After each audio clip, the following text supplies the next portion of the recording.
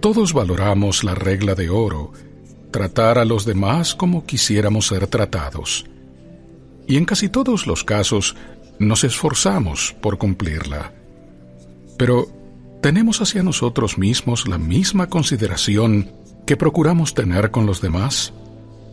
Sabemos que debemos ser buenos con otras personas. Así que, ¿por qué a veces somos tan duros con nosotros mismos? Un niño muy talentoso se esforzaba en todo cuanto hacía, pero nunca se sentía satisfecho con los resultados. Un día, tras el muchacho cometer un simple error, su padre lo vio mirándose en el espejo y hablando consigo mismo, cuando pensó que nadie lo oía. Sus palabras eran severas y de crítica. Deseoso de ayudar, el padre entró en la habitación de su hijo y le preguntó por qué era tan duro para con él mismo. El niño respondió que estaba enojado por haber cometido un error tan tonto. «Déjame hacerte una pregunta», dijo el padre. «Si yo cometiera ese mismo error, ¿qué me dirías?» El jovencito pensó por un momento y respondió que le recordaría al padre que todos cometemos errores y que podemos aprender de ellos, y lo animaría a seguir tratando. «Bueno», dijo el padre, «¿por qué no te dices eso a ti mismo? Tal vez podrías tratarte tal como tratarías a un buen amigo, con bondad y respeto». Al igual que ese niño, muchos de nosotros nos juzgamos con mucha más severidad que a otras personas. ¿Nos ayuda eso a mejorar? ¿O acaso nos desmoraliza y profundiza nuestra propia inseguridad?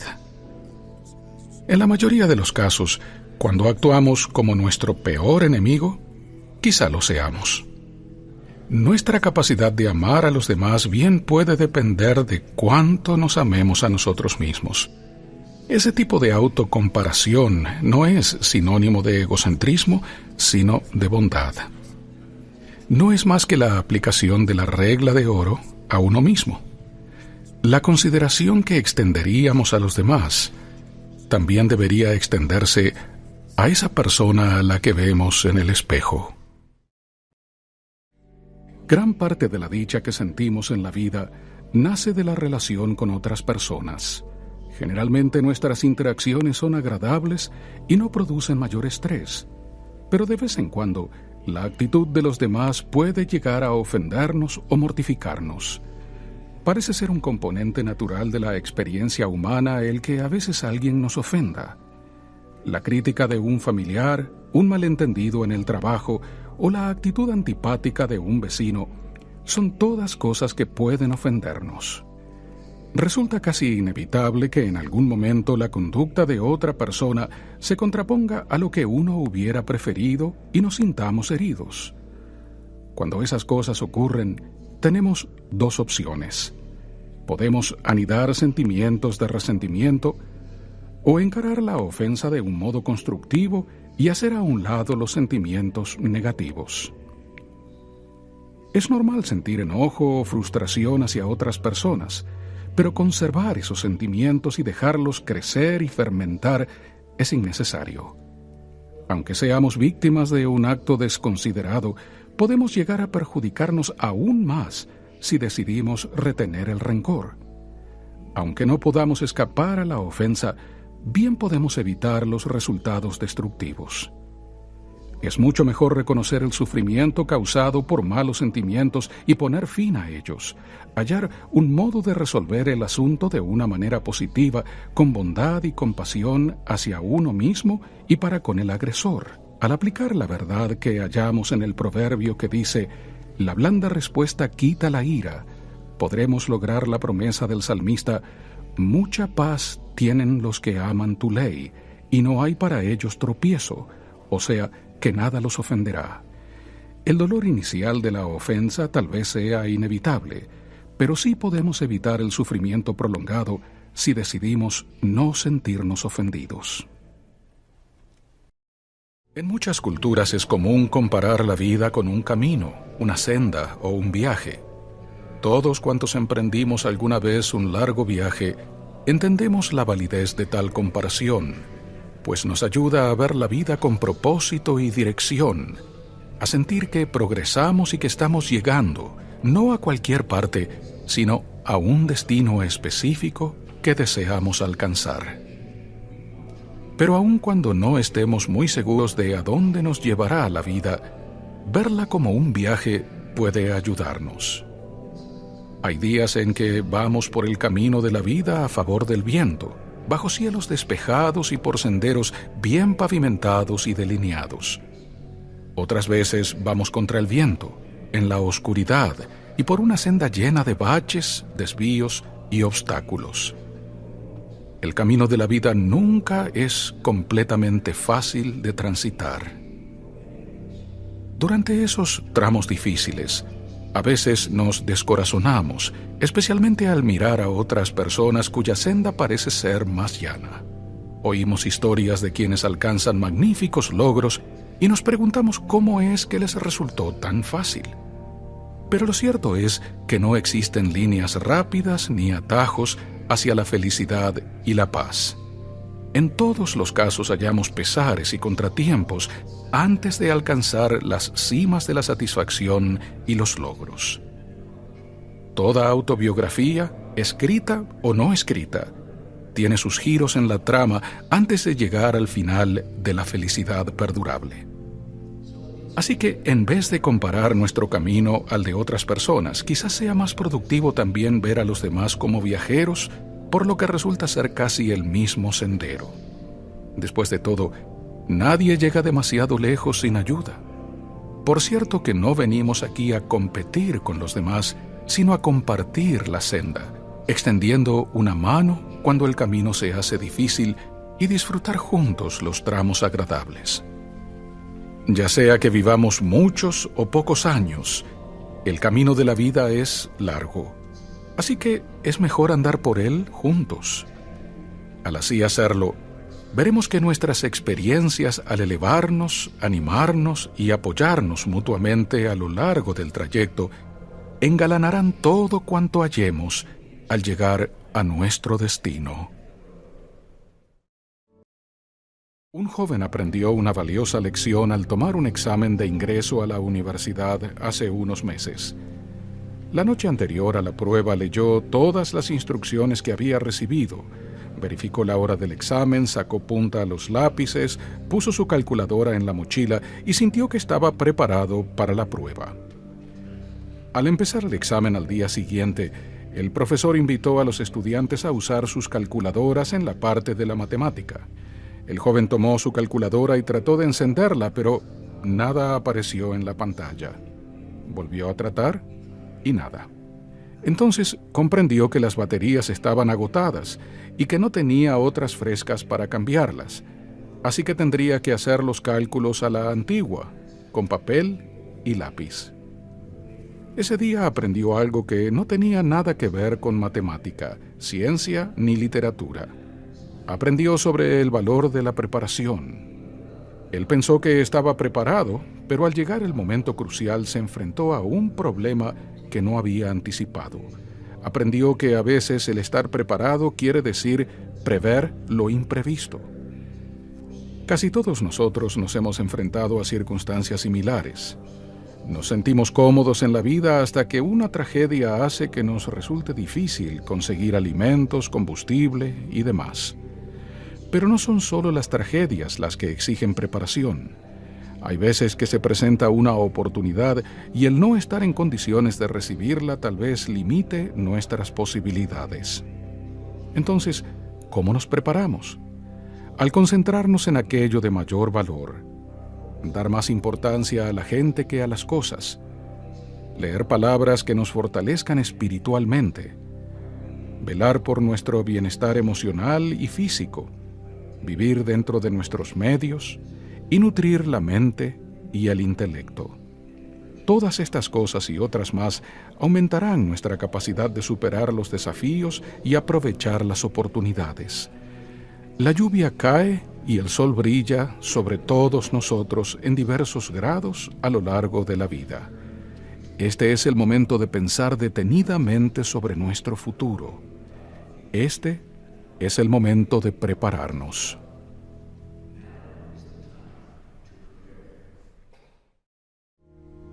En una de sus legendarias fábulas, Esopo, el virtuoso cuentista, habla de un encuentro entre una hormiga y un saltamontes. En un soleado día de verano, el saltamontes disfrutaba tocando su violín. Entonces llegó la hormiga arrastrando un atado de alimento hacia su nido. «¿Por qué no vienes a conversar conmigo?», dijo el saltamontes, «en vez de tanto trabajar». «Estoy ayudando a guardar alimento para el invierno», respondió la hormiga, «y recomiendo que tú hagas lo mismo». «¿Por qué preocuparme del invierno?», dijo el saltamontes, «aún falta mucho para que llegue. Ya habrá tiempo para pensar en él». Pero la hormiga siguió su esforzado camino. Como cuenta la fábula, el invierno llegó, hallando al saltamontes en necesidad de comida. En contraste, la hormiga y su familia tenían más que suficiente. Su prudente preparación para el futuro les había aprovechado sobremanera. Lo único que ciertamente sabemos del futuro es que resulta casi siempre impredecible. No llegamos a anticipar sus retos ni oportunidades. Lo que sí sabemos es que al verano le siguen el otoño y el invierno, y las épocas de abundancia a menudo dan paso a circunstancias menos prósperas. Al prepararnos para el futuro, amortiguamos el efecto de las pruebas y hasta podemos ayudar a otras personas. Con todas las demandas del presente, a veces relegamos el futuro. Así como el saltamontes, caemos en la inercia de vivir de un día para el otro, sin pensar en lo que vendrá. Es por eso que debemos aprender de la hormiga de la fábula. Aunque sea un poco de preparación hoy, dará sus frutos más adelante. En Proverbios leemos: «Ve a la hormiga, mira sus caminos y sé sabio». Si hacemos hoy cuanto podamos para prepararnos, haremos frente a lo desconocido del futuro con la paz, la seguridad y la satisfacción que solo conocen aquellos que están preparados. Un antiguo proverbio dice: «El mejor momento para plantar un árbol es hace 20 años. El segundo mejor momento es ahora». Lo mismo podría decirse de nuestra vida. Ya sea que quiera leer una novela o escribirla, salir a caminar o escalar una montaña, cuanto antes empiece, tanto más pronto alcanzará su objetivo. Así como un árbol no crece en un solo día, la vida no cambia de la noche a la mañana, pero cada día es importante, y cada paso que damos nos acerca al logro de nuestro potencial. Al fijar metas, aunque sean pequeñas, y después alcanzarlas, ganamos más control sobre nuestra vida. Cada vez que hacemos algo por mejorar y ayudar a otras personas, hallamos más paz. Con el tiempo, pueden suceder cosas notables en nosotros y en quienes nos rodean. Pero algunos estamos tan ocupados con lo cotidiano que cualquier esfuerzo de superación personal puede parecer extenuante. Una cosa más que hacer en nuestra ya ocupada jornada. Por otro lado, hay quienes quizás se sientan aburridos, poco valorados o inútiles y les cueste dotarse de las fuerzas o la motivación para comenzar. La vida es mucho más que una lista de tareas. Es un proceso de llegar a ser aquello para lo cual fuimos creados. Se ha dicho que cada uno de nosotros es un ser humano y no un hacer humano. Y aunque lo que hacemos es lo que al fin y al cabo nos define, debemos determinar si todo eso nos acerca a lo que queremos llegar a ser personalmente. Mejores esposos y padres, hijos y hermanos, mejores ejemplos de amor y respeto hacia los demás, más anhelosos de vivir al amparo de buenos valores y principios y de extender nuestra visión hacia el futuro. Por cierto que a veces cometeremos errores, pero aprenderemos de ellos y volveremos a tratar, y así llegaremos a alcanzar nuestro máximo potencial. Tal vez sea un proceso gradual hasta que las semillas del progreso se transformen en un robusto árbol, pero a nadie le preocupa el tiempo que le llevó al árbol crecer, sino que nos maravillamos ante el milagro de la evolución y del llegar a ser. Nadie lo hace todo en forma perfecta siempre. Todos cometemos errores y nos quedamos cortos en nuestros intentos. Tal es la naturaleza de la vida. Una afamada cantante de Broadway lo explicó de este modo: hay más o menos 3 millones de notas en una obra musical de 2 horas y media, y por ser una persona perfeccionista, me llevó mucho tiempo comprender que si alcanzo el 75% de las notas, es suficiente. Yo soy más que las notas que alcanzo. Uno no puede hacerlo todo correctamente siempre, pero sí puede dar lo mejor de sí. Si lo hace, todo cuanto queda es aceptar sus fallas y tener el valor de intentar superarlas. No queremos decir que esté mal tener metas, planes, expectativas. Crecemos a medida que tratamos de llegar más lejos de lo que creíamos posible. Pero también se requiere paciencia y visión. A veces nos damos por vencidos fácilmente. Nos definimos a la luz de nuestros errores o esperamos ser perfectos, todo lo cual nos causa una desilusión permanente. Cuando eso suceda, quizá debamos tranquilizarnos y simplificar nuestra vida. Un abrumado estudiante universitario a lo mejor cortará algunas clases y reducirá un poco sus aspiraciones. Una madre agobiada se exigirá menos. En lo personal, quizá tengamos que hacer lo mejor que podamos en vez de lo mejor que otras personas puedan hacer. Todos somos más que las metas que alcanzamos o que no llegamos a alcanzar. Tal vez debiéramos definirnos no por lo que somos, sino por lo que podemos y aspiramos ser. Cualesquiera que sean esas aspiraciones, aceptemos que el éxito se alcanza un paso a la vez. Con tal forma de ver las cosas, nuestros errores nos enseñarán en vez de condenarnos. Eso es lo que significa hacer lo mejor que podamos. Maynard Dixon, un destacado artista del siglo pasado, es reconocido por sus vibrantes pinturas del oeste norteamericano. Dedicó gran parte de su vida a trabajar por esas regiones que tanto amaba, plasmando en la tela imágenes de la gente y los lugares que veía. Pero durante la Gran Depresión de los años 30, su enfoque cambió y empezó a pintar una serie de emotivas escenas de obreros desempleados. Una de tales pinturas, El hombre olvidado, captó el conmovedor sentir de muchísimas personas en aquellos días. Un hombre cabizbajo, sentado en una acera, recostado a un muro de piernas anónimas. La gente parece seguir de largo sin prestarle atención. Están solo envueltos en sus cosas y van deprisa a algún lugar. Pero ese hombre olvidado parece ser invisible, hecho a un lado e inadvertido por quienes pasan junto a él. Parece estar desconsolado, agobiado y carente de esperanza. La obra de Maynard Dixon transpone, en cierto modo, las barreras del tiempo. ¿Quién no se ha sentido solo y olvidado en ocasiones? A veces parece que todos los demás siguen adelante en pos del éxito, mientras uno siente como si el mundo le dejara atrás y en el olvido.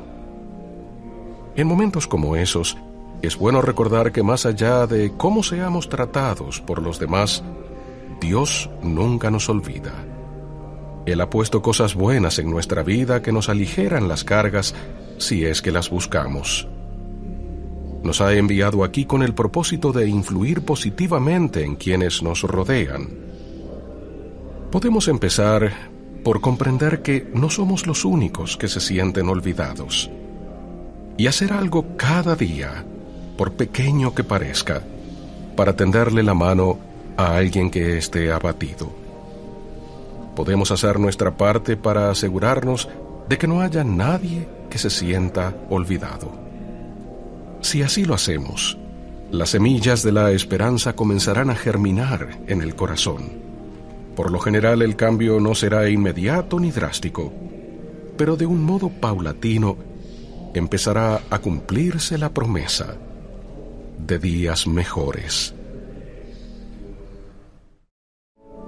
Últimamente se ha vuelto común en organizaciones, familias y hasta en personas el redactar una declaración de misión que guíe acciones y aclare valores. Tal declaración puede servir para recordarnos quiénes somos y qué representamos. Cuando la vida se vuelve complicada, una declaración así nos mantiene centrados en las cosas que más valoramos. Las declaraciones de misión varían en tamaño, alcanzando algunas de ellas varios párrafos, pero para una persona, una sola palabra quizá baste para empezar, una palabra que nos mantenga bien encaminados este año. Por ejemplo, quisiera tener más paciencia con sus hijos y menos estrés en el trabajo.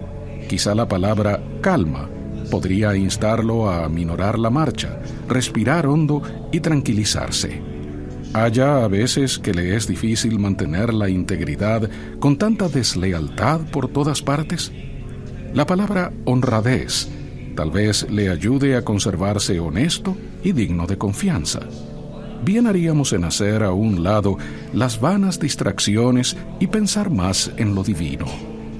Para alguien que quiera hacerlo, quizá la palabra espiritual sirva para elevar tanto sus pensamientos como sus acciones. Una palabra como gratitud nos hará pensar más en nuestras bendiciones que en las cosas que no tenemos. Si viejas heridas han creado resentimiento, la palabra perdonar puede darnos paz y librarnos de tales cargas. Las personas que se sienten solas pueden usar la palabra bondad para recordar que el dar amor y comprensión a los demás casi siempre nos ayuda a olvidar nuestros propios problemas. Algunas familias escogen la palabra juntos para forjar una idea de unidad en sus relaciones. Tal vez la palabra desconectado puede inspirar a las familias a hacer a un lado celulares y videojuegos para pasar más tiempo los unos con los otros. Quizá la palabra ayudar puede llevarnos a realizar más actos de servicio en favor de los demás. A medida que nuestras vidas cambien, también pueden cambiar las palabras, y al inspirar estas nuestras decisiones, encontraremos otra palabra, aquella que simboliza lo que todos queremos ser: felices.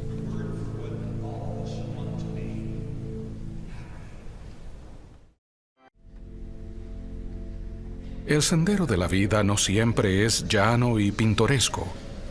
Los obstáculos, las encrucijadas y los baches son parte de todo trayecto. Algunos son lo suficientemente pequeños como para poder evitarlos, o sencillos como para hallarles una solución rápida, pero otras veces debemos ajustarnos los cinturones y transitar por ellos.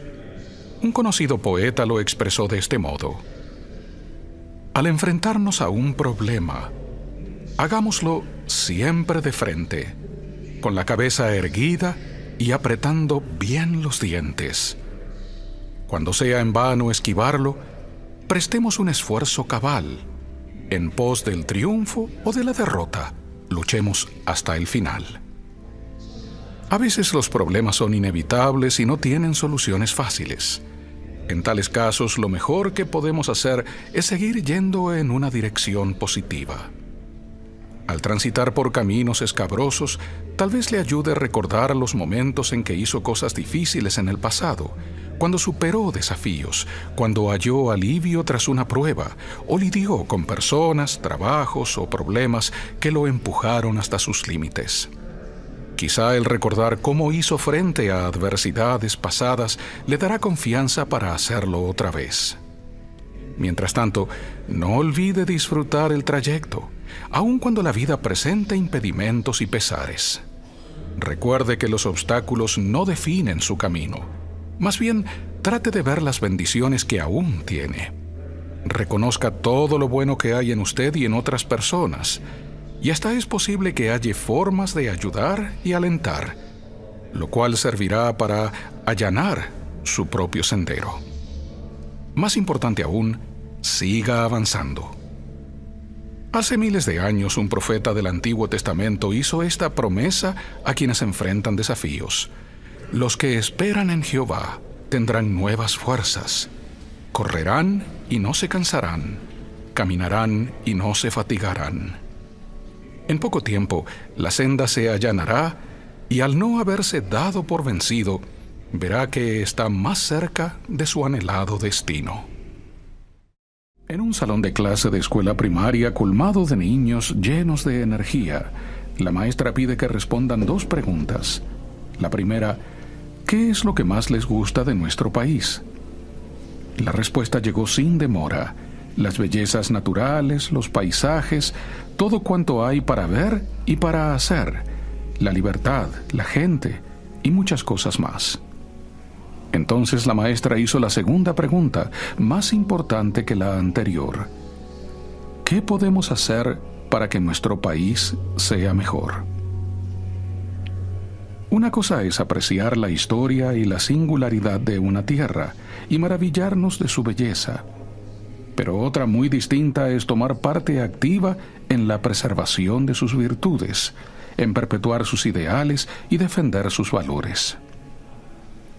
A la patria se le ama mejor de un modo personal que a la distancia. Por cierto que todo país, más allá de lo mucho que lo valoremos, tiene sus problemas, pero ninguna nación tiene que ser perfecta para ser amada. De hecho, el amor por la patria es lo que nos inspira a encontrar formas de superar sus defectos, de garantizar la libertad y de conceder a su gente las oportunidades que todo ser humano necesita para mejorar y progresar. Hacemos de la nuestra una nación mejor al informarnos y participar en causas buenas, al trabajar juntos a pesar de las diferencias y al ayudarnos y elevarnos mutuamente. Como nación, nos conservamos fuertes y libres al trabajar constructivamente en favor de nuestras comunidades, y seremos un ejemplo para quienes nos observan al respaldarnos en los valores que forjaron nuestra identidad. Los verdaderos patriotas son quienes atesoran la libertad y hacen su parte para mejorar la tierra que aman. A cada uno nos cabe responder la pregunta hecha a aquellos niños: ¿qué podemos hacer para que nuestro país sea mejor? Este mundo es ferozmente competitivo, o hasta podría decirse que es despiadado. El anhelo del éxito y de avanzar lleva a muchos a ser agresivos y dominantes, y así, a menudo y de cierto modo, logran el éxito. Pero hay una manera diferente y hasta mejor de vivir y de alcanzar logros: ser humildes. Claro que la humildad no es una virtud nueva, pero está recibiendo atención renovada increíblemente en el mundo de las grandes empresas. Hace poco, varias renombradas corporaciones empezaron a premiar a líderes humildes y templados, al descubrir que estos escuchan, admiten errores y comparten reconocimientos. Están dispuestos a ayudar y a promover el trabajo en función de equipo. No se ven a sí mismos como monarcas que dan órdenes, sino como colegas en una causa digna. También ven en ellos tanto virtudes como defectos y genuinamente reconocen que el dirigir y servir a otras personas no son esfuerzos mutuamente exclusivos. Uno puede ser visionario y perseverante con la mente de un líder y al mismo tiempo humilde y dócil, con el corazón de un verdadero siervo. Los grandes ejecutivos están llegando a la conclusión de que al emplear a líderes humildes que ansían progresar, la compañía entera se beneficia. Sus características de cooperación se extienden por la fuerza laboral, extrayendo lo mejor de cada uno. Pero la humildad debe ser sincera. En cierto sentido, la falsa modestia es peor que la flagrante arrogancia, ya que es engañosa. Como contraste, la humildad genuina nace de ver las cosas como realmente son, y reconocemos que nadie es superior a otras personas y que cada uno aprende sobre la marcha. Algunos tal vez tengan mayor talento, Otros quizás reciban más oportunidades y se les abran más puertas, pero todos tenemos algo para ofrecer, y cada ser humano merece dignidad y respeto. Si ese tipo de actitud puede mejorar el mundo corporativo, pensemos en lo que podría lograr en el hogar y la comunidad. Pensemos en lo que sucedería si escucháramos un poco más, si admitiéramos errores y no nos preocupáramos por los reconocimientos. La humildad puede ser la clave de mejores relaciones, organizaciones más sólidas y vidas más felices. Parece ser prácticamente imposible pasar por la vida sin nunca ser insultado, tratado irrespetuosamente o con desprecio. Estamos rodeados por gente imperfecta que a veces actúa de un modo antipático, en forma grosera y hasta de maneras hirientes. Entonces, ¿qué podemos hacer al respecto? Alguien comparó una vez las palabras y los hechos malintencionados con una mordedura de serpiente venenosa. Si eso le ocurriera, usted sentiría tanto enojo que iría tras la serpiente para matarla. Pero mucho más prudente sería quitar el veneno de su sangre lo antes posible. Buscar vengarse solo da al veneno más tiempo para surtir su efecto. De igual manera podemos decidir cómo reaccionar ante las ofensas o el veneno de otras personas. De hecho, alguien ha dicho que el sentirnos ofendidos es una decisión personal, no una condición causada por alguien o por algo. Y esa decisión puede facilitar o entorpecer nuestra curación. Claro que no deberíamos pasar por alto cosas como la injusticia, la intolerancia y la crueldad. Podemos y debemos hacer nuestra parte para corregir esos males y defender la verdad y la virtud. Pero en la mayoría de nuestras interacciones cotidianas, en las indiscreciones más leves, lo mejor es dejar que la serpiente escape. La capacidad de tomar esa decisión es uno de los mayores dones que Dios da a sus hijos. Cuando sentimos que alguien nos trata injustamente, podemos decidir cuál reacción nos define mejor. Cuando alguien es grosero, podemos decidir actuar cortésmente. Cuando alguien es desconsiderado, podemos decidir ser amables. La clave está en no permitir que las acciones de los demás interfieran con lo que debemos ser. Eso puede ser difícil en este mundo a veces agitado, pero cuando apelamos a lo virtuoso que hay en cada uno, el veneno no llegará al corazón y así nuestras decisiones nos harán libres.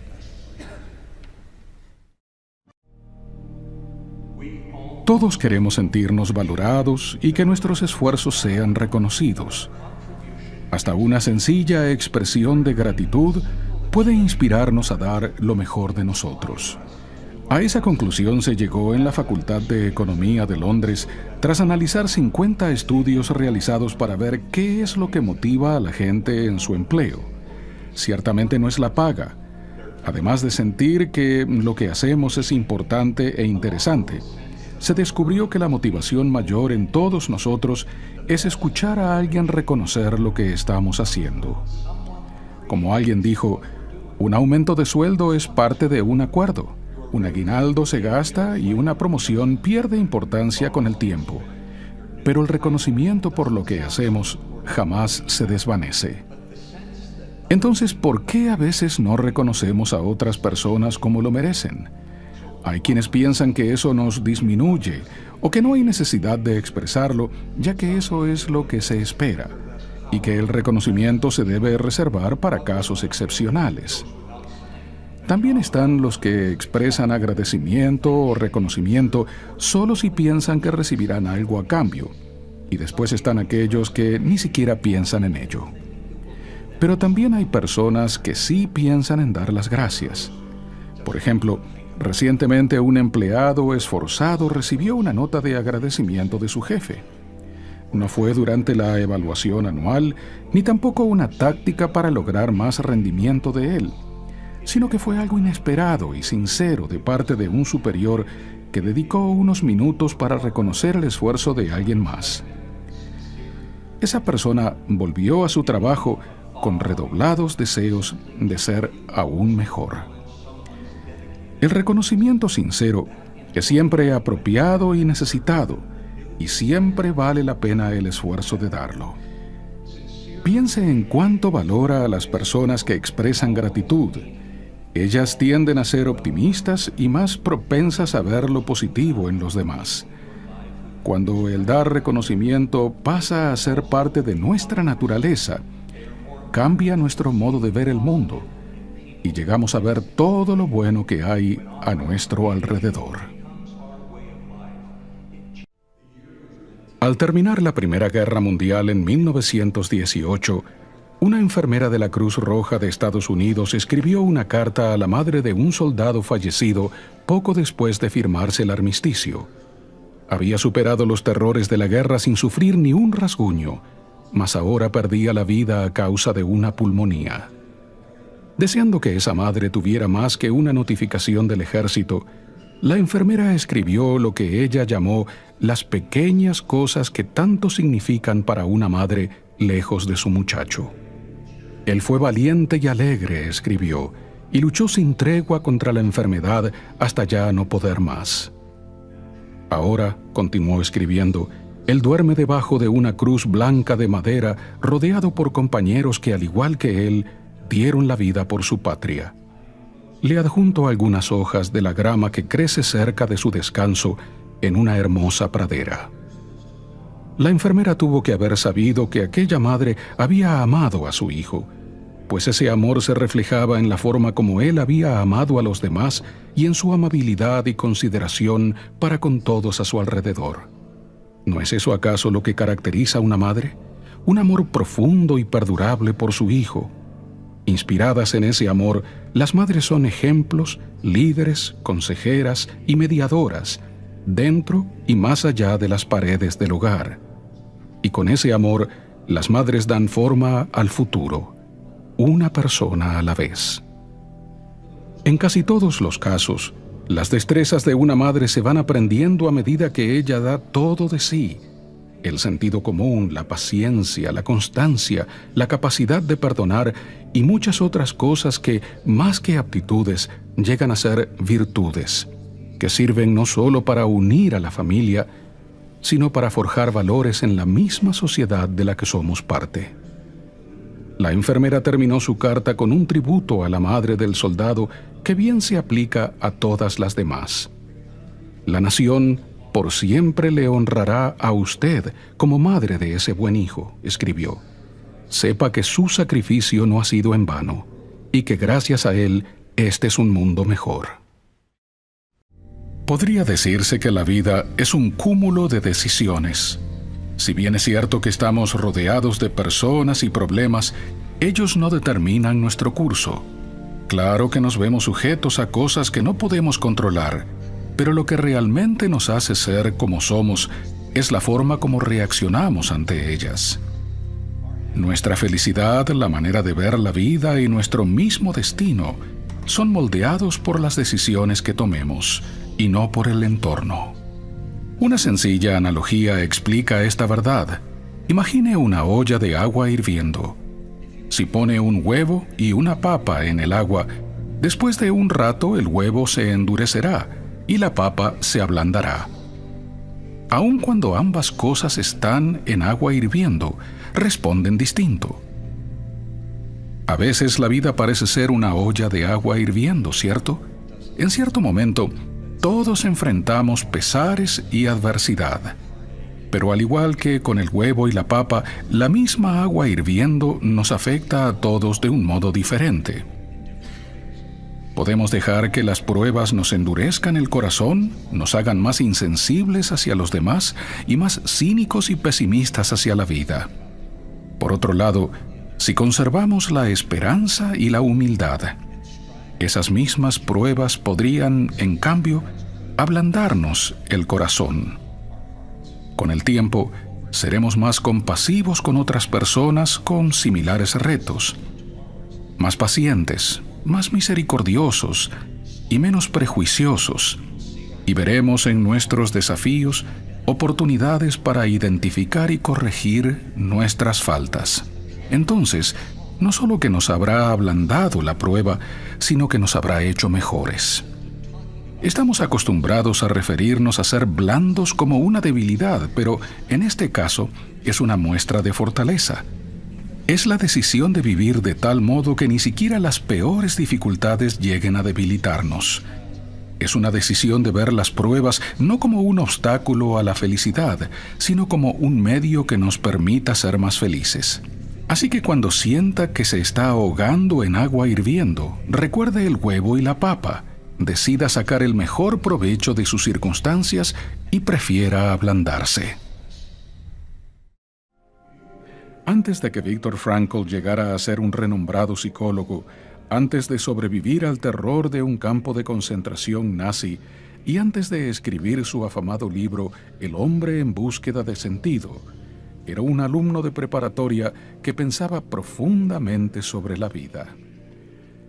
Un día, su profesor de ciencia dijo a su clase: «La vida no es más que un proceso de combustión y oxidación».